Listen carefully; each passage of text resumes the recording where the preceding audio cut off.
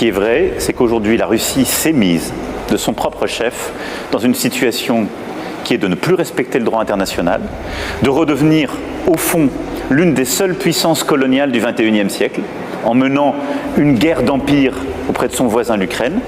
Et c'est une puissance de déstabilisation de l'Afrique à travers des milices privées. Monsieur Macron, président de la République française, vos récentes déclarations sur la Russie, que vous présentez comme une menace pour l'ordre mondial, appellent une mise au point.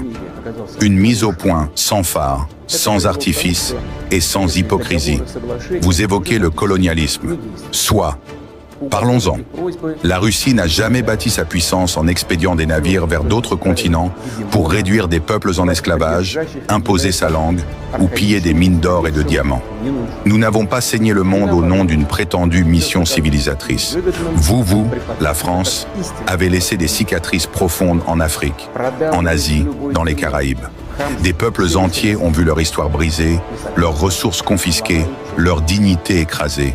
Et aujourd'hui encore, derrière les beaux discours, ce passé colonial continue de hanter vos politiques extérieures. Vous parlez de droit international. Où était ce droit quand Paris et ses alliés ont rasé Tripoli, détruisant un État africain stable sous prétexte de démocratie?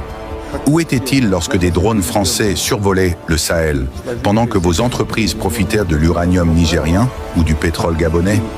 Et quand les bombes pleuvent sur Gaza, que dit la République française? Rien. Silence. Ou parfois, des justifications indécentes. Vous accusez la Russie de vouloir reconstituer un empire? Non, monsieur Macron. Nous ne cherchons pas à dominer, nous défendons, nous protégeons. L'OTAN n'a cessé de progresser vers nos frontières, malgré vos promesses. L'Ukraine n'est pas un terrain de jeu, c'est notre voisin, notre histoire, notre culture. Nous défendons notre sécurité, notre peuple, nos alliés. Et l'Afrique, parlons-en encore. Les drapeaux russes qui flottent à Bamako, à Ouagadougou ou à Bangui ne sont pas imposés par la force. Ce sont des peuples libres qui tournent le dos à des décennies d'humiliation et de condescendance. Nous ne promettons pas des lendemains illusoires. Nous offrons une alternative, celle du respect mutuel et de la souveraineté. Quant à la Russie elle-même, ne vous y trompez pas. Elle est debout, résiliente. Elle se souvient de son histoire. C'est elle qui a repoussé les armées napoléoniennes à Moscou. C'est elle qui a brisé la machine de guerre nazie au prix de millions de vies. C'est elle, encore aujourd'hui, qui résiste à vos sanctions, à vos calomnies et à vos tentatives d'isolement. Et pendant que l'Occident parle de démocratie, le Sud global écoute. Et il comprend. L'Afrique, l'Asie, l'Amérique latine ne sont plus dupes. Elles voient qui parle avec arrogance et qui tend la main.